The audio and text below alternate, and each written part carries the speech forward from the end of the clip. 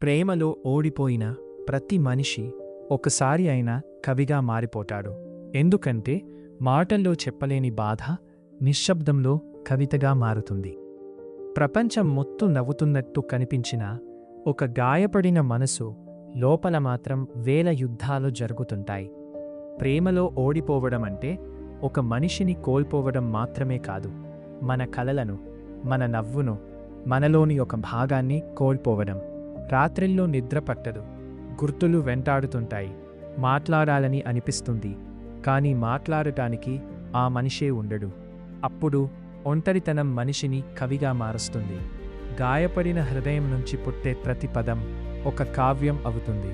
అందుకే అంటారు, గాయపడిన కవి గుండెల్లో రాయబడని కావ్యాలెన్నో ఉంటాయి. కానీ ఒక్క నిజం ఏంటి అంటే, ప్రేమలో ఓడిపోయిన ప్రతి మనిషి జీవితంలో ఓడిపోవాల్సిన అవసరం లేదు. ఎందుకంటే కొన్ని ప్రేమలు మనతో ఉండటానికి రావు, మనల్ని మార్చడానికి వస్తాయి. ఆ బాధే ఒక్క మనిషిని బలంగా మారుస్తుంది, ఒక్క సాధారణ మనిషిని కళాకారుడిగా మారుస్తుంది, ఒక్క గాయాన్ని గొప్ప కథగా మార్చుతుంది. చాలా గొప్ప కవితలు, చాలా గొప్ప పాటలు, చాలా గొప్ప విజయాలు బాధ నుంచి పుట్టాయి. ఎందుకంటే సంతోషం మనిషిని మార్చదు, బాధ మార్చుతుంది.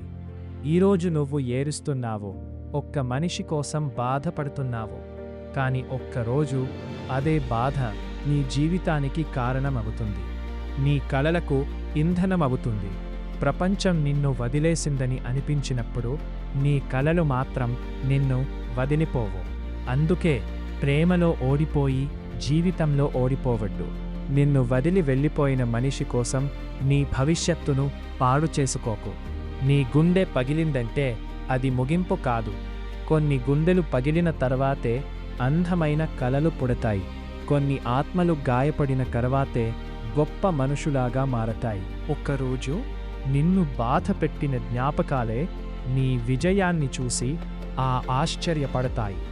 అప్పుడు నువ్వు అర్థం చేసుకుంటావు, ప్రేమ నిన్ను నాశనం చేయలేదు, నిన్ను నువ్వుగా మార్చింది. ప్రేమలో గాయపడిన ప్రతి హృదయంలో ప్రపంచం చదవని ఒక్క గొప్ప కావ్యం దాగి ఉంటుంది.